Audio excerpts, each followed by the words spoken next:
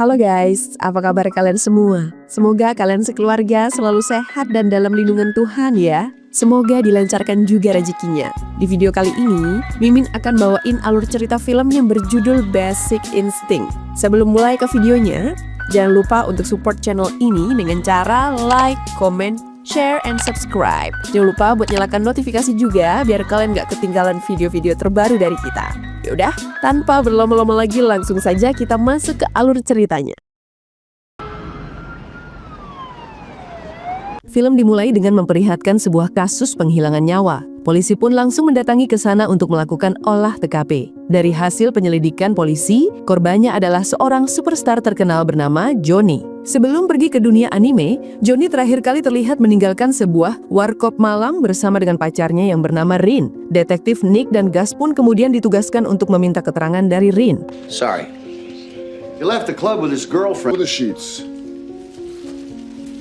Mr. Boz was a major contributor to the mayor's campaign. He was... Listen to me, Curran. I'm going to get a lot of heat on this. Catherine Trammell. He's up bright and early. He doesn't usually punch in. Morning, I'm Detective Curran. This is Detective Moran. They got his and hers Picassos. Gosh, I didn't even... Sesampainya di sana, mereka pun bertemu dengan seorang wanita cantik bernama Roxy yang ternyata adalah teman Rin. Roxy mengatakan bahwa rumah tersebut merupakan rumah miliknya dan memberikan alamat asli Rin kepada para detektif. Sebelum pergi, Roxy sempat mengatakan kepada Nick bahwa Rin bukanlah pelakunya.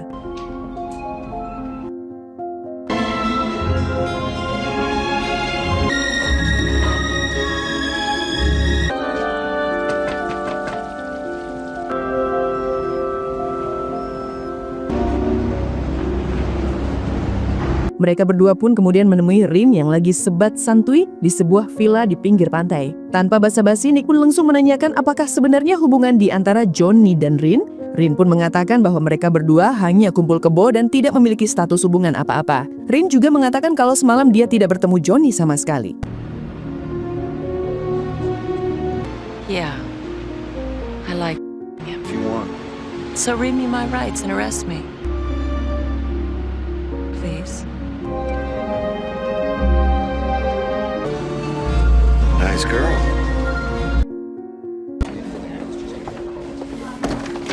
Setelah mendapatkan keterangan dari Rin, Nick kemudian menemui seorang psikolog bernama Beth. Ternyata beberapa waktu terakhir ini, Nick mendapatkan perawatan dari Beth karena kejadian masa lalunya yang kelam. Nick dan Beth juga diketahui pernah menjalin hubungan spesial. Haven't had a drink in 3 months. How's not smoking? I still miss you, Nick. Sementara itu di kantor polisi, terdapat perkembangan baru. Johnny mendapatkan total 31 luka tusukan dari alat pemecah es di bagian dada dan lehernya. Anehnya tidak ada satupun jejak sidik jari atau DNA yang ditemukan di tempat kejadian. Yang lebih mengejutkannya lagi, Rin ternyata adalah seorang penulis buku terkenal nan kaya raya yang diperkirakan memiliki aset sebesar 110 juta dolar. Dia pernah memiliki mantan tunangan seorang petinju profesional yang meninggoy di arena ring tinju. Kedua orang tuanya juga sudah berpulang ke dunia anime karena kecelakaan. Rin juga pernah menerbitkan sebuah buku dengan nama samaran tentang seorang superstar yang berpulang ke dunia anime akibat dihabisi oleh pacarnya sendiri. Malam harinya, Nick membaca novel yang ditulis oleh Rin. Di dalamnya terdapat sebuah gambar adegan seorang pria yang meninggoy di atas kasur akibat ditusuk oleh pacarnya sendiri. Sama persis dengan apa yang dialami oleh Johnny. I've had Dr. Lamont. Keesokan harinya, seluruh anggota polisi mengadakan rapat untuk membahas kasus Johnny. Terdapat dua kemungkinan mengenai pelaku. Yang pertama adalah si penulis buku alias Rin yang ingin merealisasikan karyanya. Atau seseorang yang meniru caranya dan ingin memfitnah Rin. Setelah perdebatan dan diskusi yang cukup panjang, mereka semua setuju bahwa semua kecurigaan mengarah kepada Rin. Nick dan Gus kembali ditugaskan untuk menemui Rin dan membawanya ke kantor polisi. Her defense would just beat us to death with this copycat thing. She was the last person seen with the guy, Captain Talcott. Some superstar lawyer who'll get us all canned for wasting... Takes one to know one. Britt, it'll only take a minute. Come on in. So how long is this gonna take? I don't know.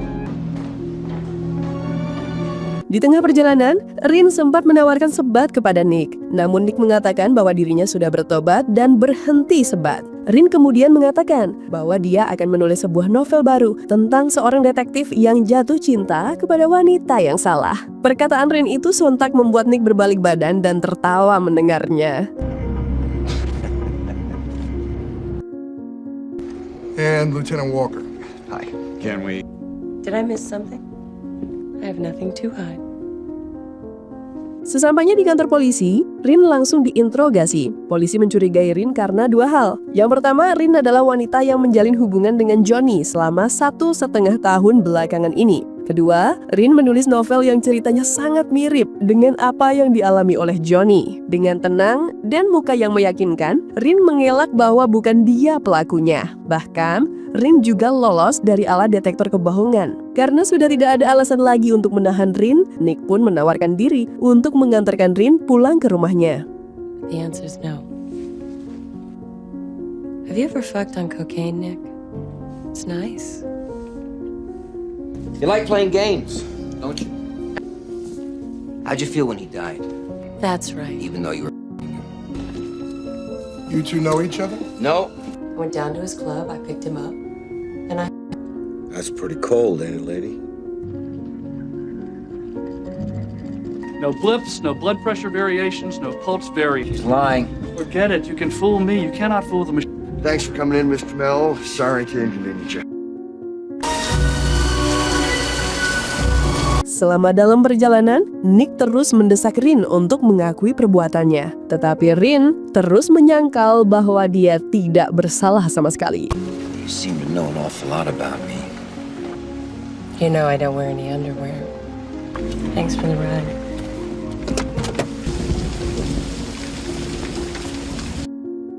Malam harinya, Nick nongki-nongki di warkop malam bersama teman-temannya. Salah satu rekan kerjanya yang bernama Nelson sempat menegur Nick karena Nick minum-minum lagi setelah berhenti cukup lama. Anehnya, Nick tiba-tiba ke-trigger dan emosinya meledak-ledak. Beth sampai harus ikut turun tangan untuk menenangkan Nick. Dan untuk mencegah hal-hal yang tidak diinginkan, Beth mengajak Nick pulang dari sana. Not unless you climbed into the ring and turned into one. Don't worry, Phil. Nick will fuck himself. You're right. Yeah, you guys are... I know that. I have no doubts. I'm off duty, Nielsen. I should put in for some overtime, huh? Fucking teeth in! What's the problem? Kids have a good time tonight, huh?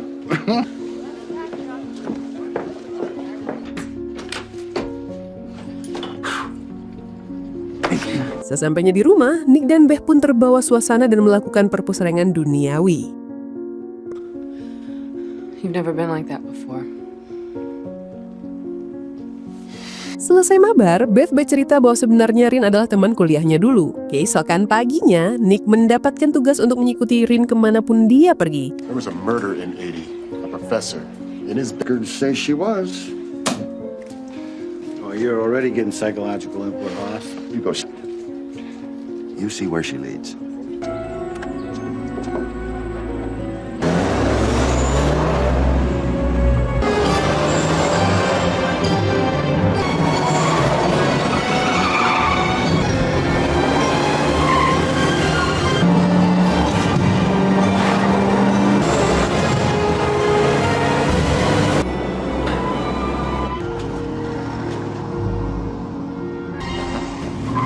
Setelah seharian berkelana, mobil Rin pun akhirnya terhenti di sebuah rumah milik seorang wanita bernama Hazel. Diketahui, Hazel adalah seorang ibu rumah tangga yang pernah menghabisi seluruh anggota keluarganya. Saat ditanya alasannya, Hazel mengatakan bahwa dirinya juga tidak tahu mengapa melakukan hal tersebut.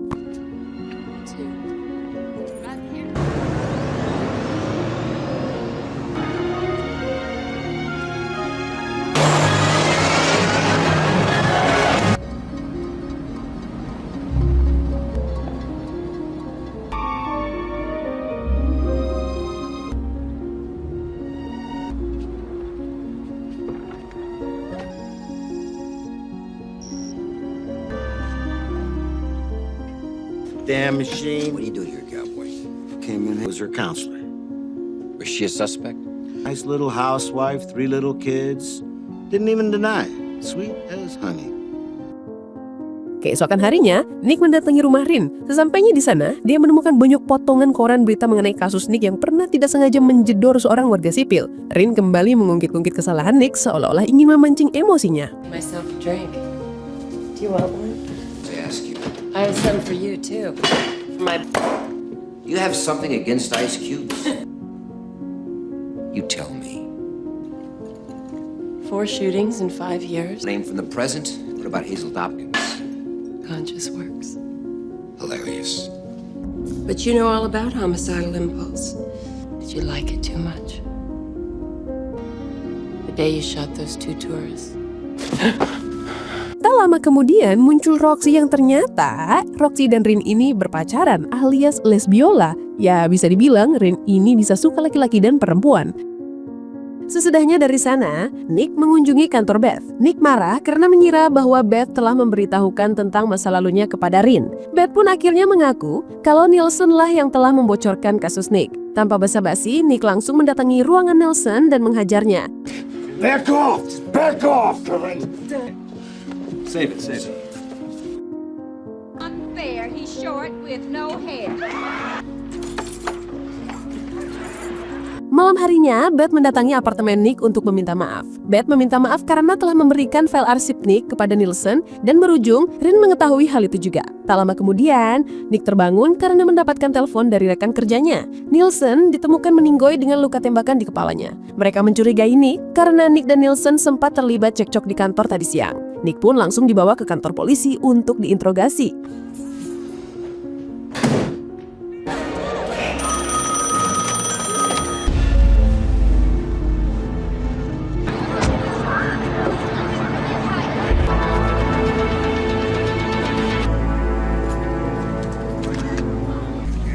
Give me your gun, Nick. Hey, I went after him.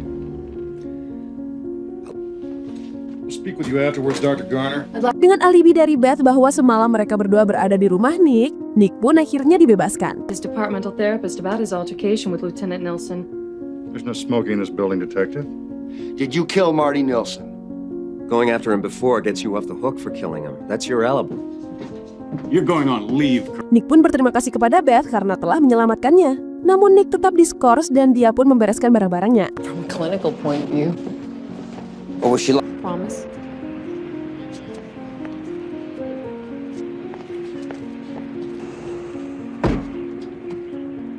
Sebelum pergi, Nick menanyakan perihal kematian orang tua Rin. Nick merasa ada yang janggal, tetapi rekannya mengatakan bahwa orang tua Rin berpulang akibat kecelakaan murni yang disebabkan oleh kebocoran bahan bakar di kapal yang mereka tumpangi. Nick juga bersikeras bahwa Rin lah yang telah menghabisi Nielsen, tapi tidak ada yang percaya dengan Nick.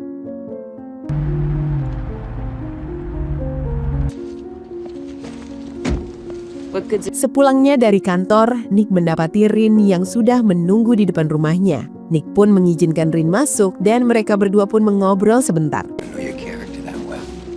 Maybe. Jack Daniels, all right. It's gonna have to be ice. Do this for you. Could I have a cigarette too, please? So how much you pay Nielsen for my file? How about I call you Nikki? Cheers. Do you have any Coke? Big now, is it? Say, what do you want from me, Catherine? I brought you something. Sebelum pergi, Rin memberikan sebuah novel tentang anak laki-laki yang menghabisi kedua orang tuanya. Rin juga mengajak Nick untuk pergi ke warkop nanti malam. Nick yang merasa tertantang berniat untuk mengikuti seluruh permainan Rin. Good, I'd miss you. How's your new book? It's practically writing itself. Hi, guys. Malam harinya, Nick datang ke warkop malam menemui Rin. Mereka berdua pun berdansa dan mulai terbawa suasana.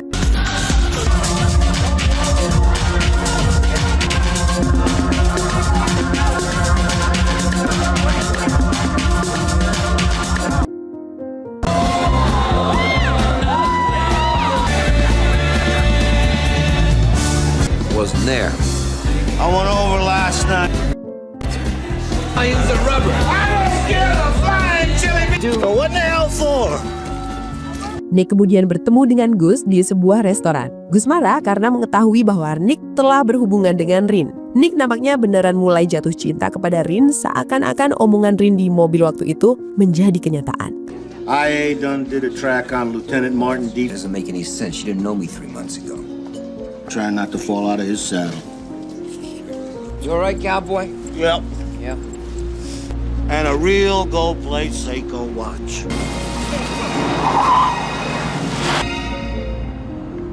Saat akan pulang dari restoran, sebuah mobil tiba-tiba hendak menabraknya. Nick yang tidak terima berusaha mengejar mobil tersebut untuk mengetahui siapa pelakunya.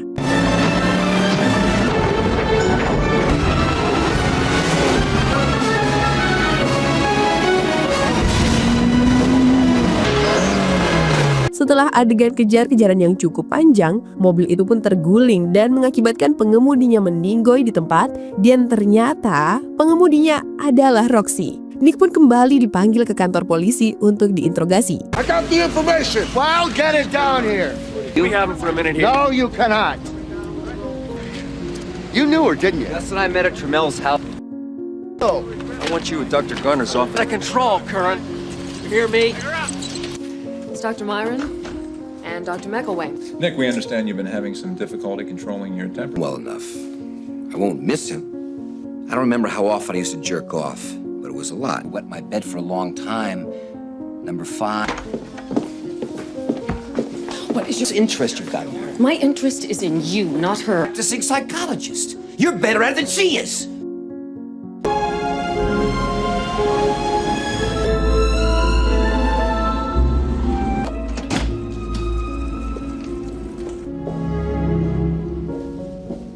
Setelah urusan di kantor selesai, Nick pergi ke rumah Rin untuk menenangkannya. She left right after you. She wanted to watch me all the time. Do you think I told her to you? Make love to me.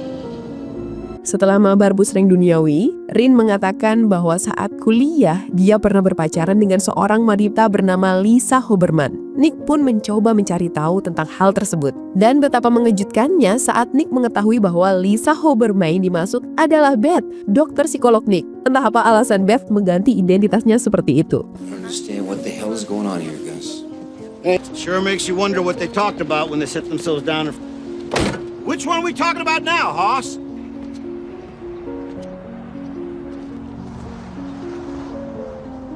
Jamel graduated in 83, yeah. She's... But no Lisa Oberman.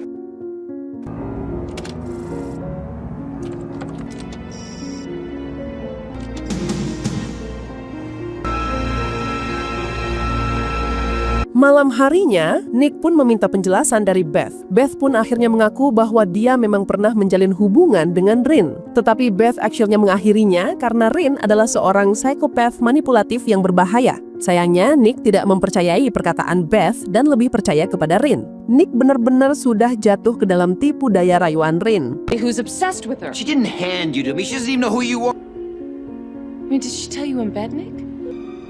He was on staff at the clinic down in Salinas. And what about Nilsson? What possible motive would I have to kill? Suatu hari Nick mengunjungi rumah Rin. Dia melihat novel baru Rin yang menceritakan tentang dirinya sudah selesai ditulis. Rin tiba-tiba mengatakan bahwa hubungan mereka juga telah selesai. Seiring dengan hubungan mereka di novel tersebut juga sudah selesai. Agak aneh ya? Bye, Nick. Your character's dead. What is this, some kind of joke? It was this century. Nick yang galau kemudian sebat santuy sambil merenung. Tiba-tiba Gus menjemputnya dan mengatakan bahwa ada teman Rin yang ingin memberikan informasi mengenai Rin. You feeling okay? What the hell's the matter with you? Sesampainya di sebuah hotel, Gus menyuruh Nick untuk menunggu di dalam mobil. Gus kemudian masuk ke dalam hotel untuk menjemput teman Rin. Namun tiba-tiba seseorang berjubah menyerang Gus dan menusuknya dengan alat pemecah es, alat yang sama dengan yang digunakan untuk menghabisi Johnny.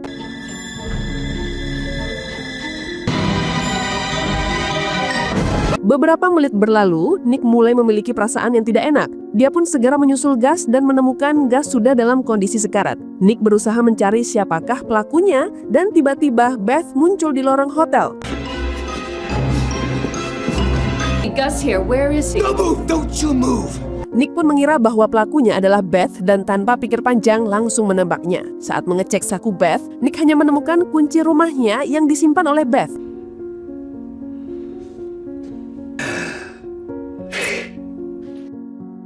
Setelah dilakukan penyelidikan, Beth ternyata banyak menyimpan hasil karya Rin dan foto-foto Rin, seolah-olah dia terobsesi dengannya. Jadi siapa sebenarnya pelakunya? Sabar-sabar guys. Nick pun kemudian memilih untuk pulang terlebih dahulu dan beristirahat.